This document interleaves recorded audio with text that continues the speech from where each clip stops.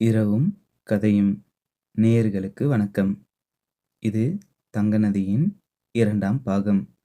இந்த பாகத்துடைய பேரு இருண்ட தேடல். சரி, முதல் பாகத்துல என்ன நடந்ததுன்னு சுருக்கமா பார்ப்போம். பல வருடங்களுக்கு முன்னால சேர முடியாம இறந்து போன மாதவியும் ஆதவனும் நீங்கள்தான் என்று நீலனையும் ஆதினியையும் பார்த்து பெரியவர் ஒருவர் சொல்லிவிட்டு தங்க நதியில் கரைந்து போயிருந்தார். இந்த பாகத்துல இருந்து தான் நதியோட மர்மம் மெதுவாக தொடங்குது. அதிகாலை கண் விழித்த நீலன், ஆதினி, ஆதினி, எங்கே இருக்கிறாய் என்று வீட்டிலும் தோட்டத்திலும் அவளை தேடினான். இரவு முழுக்க தன் கையில் உறங்கியவள் காலையில் காணவில்லை. சொல்லாமல் எங்கே சென்றிருப்பாள் என்று அவளை தேடிக்கொண்டே நதியை நோக்கி ஓடி வந்தான். நதியின் மணலில் ஆதினியின் செருப்பும் நதியை நோக்கி நடந்த கால் தடங்களும் இருந்தது. நிச்சயம் ஆதினி நதிக்குள் இறங்கி இருக்க மாட்டாள் என்று தனக்குத்தானே சமாதானம் சொல்லிக் கொண்டவன் அருகில் இருந்த பூஞ்சலை முழுக்க ஆதினியை தேடினான்.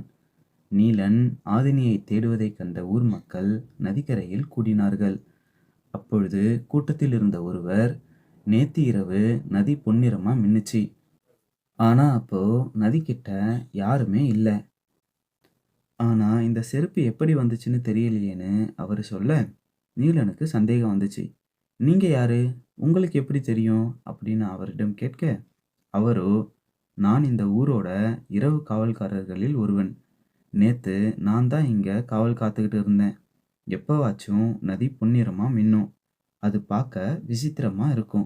ஆனா ஏதோ காதல் ஜோடியோட ஆவி சுத்துதுன்னு ஊர் மக்கள் பேசுறதால யாரும் பக்கத்துல போக மாட்டோம்னு சொன்னாரு. அப்போதான் நீலனுக்கு ஒரு விஷயம் புரிஞ்சுது. அதாவது நேத்து நீலனும் ஆதினியும் நதிக்கரைக்கு வரவே இல்ல. தங்க நதியின் கதையும் பெரியவர் கரைந்ததும் நீலனோட கனவுல தான் வந்திருக்கு. ஒருவேளை இதே கனவு ஆதினிக்கும் வந்திருக்குமோ? அதனால தான் ஆதினி நதிக்கரைக்கு வந்திருப்பாளோ?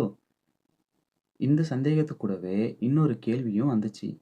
நதி மின்னியது நம்முடைய கனவுல வந்தது. ஆனா நிஜத்திலேயே இந்த ஊர் மக்களுக்கு அந்த விஷயம் தெரிஞ்சிருக்கு. இதுல ஏதோ ஒரு மர்மம் இருக்குன்னு நீலனுக்கு புரிஞ்சுது. ஆனா இப்பொழுதைக்கு ஆதினிய காணல.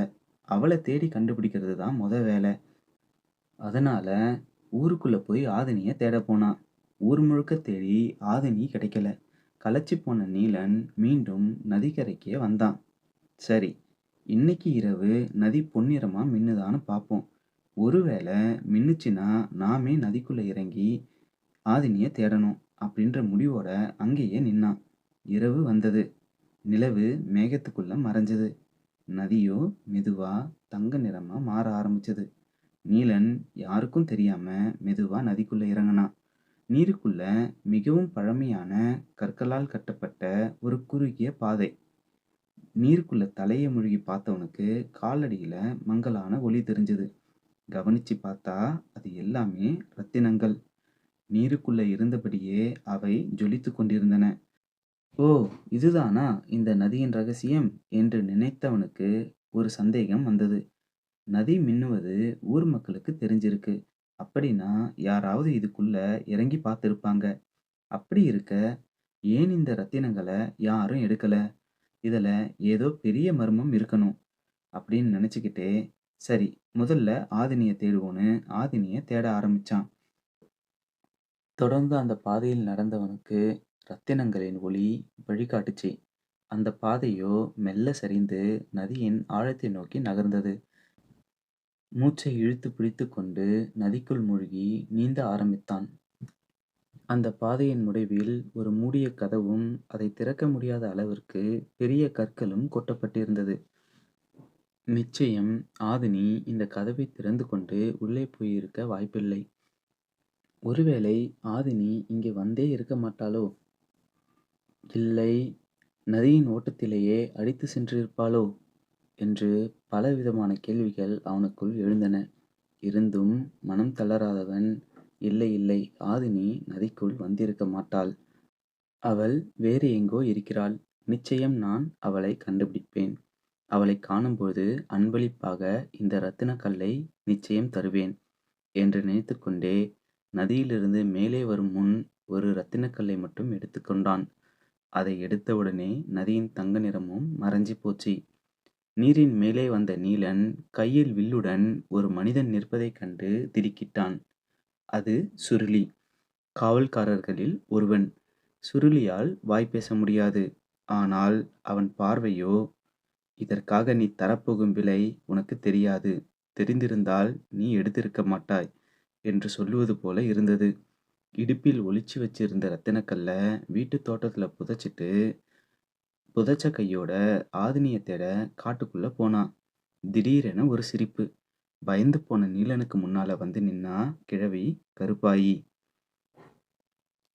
அவ நீலன் கிட்ட, நீ எதைத் தேடுறாயோ அது உன் அருகில்தான் இருக்கு.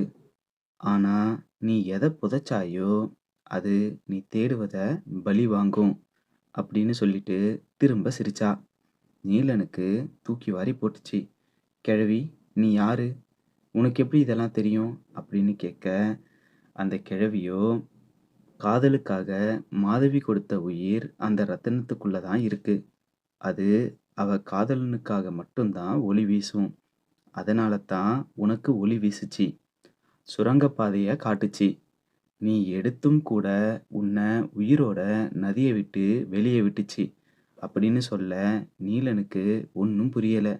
நடுங்கிய குரலில் அந்த கிழவியிடம், இதெல்லாம் உனக்கு எப்படி தெரியும் அப்படின்னு கேட்க, அந்த கிழவியோ, மாதவியின் பல பிறவிகளில் நானும் ஒரு பிறவி உன் ஆதினியைப் போல அப்படின்னு சொன்னான். ஒவ்வொரு பிறவியிலும் முதலில் மாதவியும் ஆதவனும் சேர்வார்கள். நாங்களும் சேர்ந்தோம்.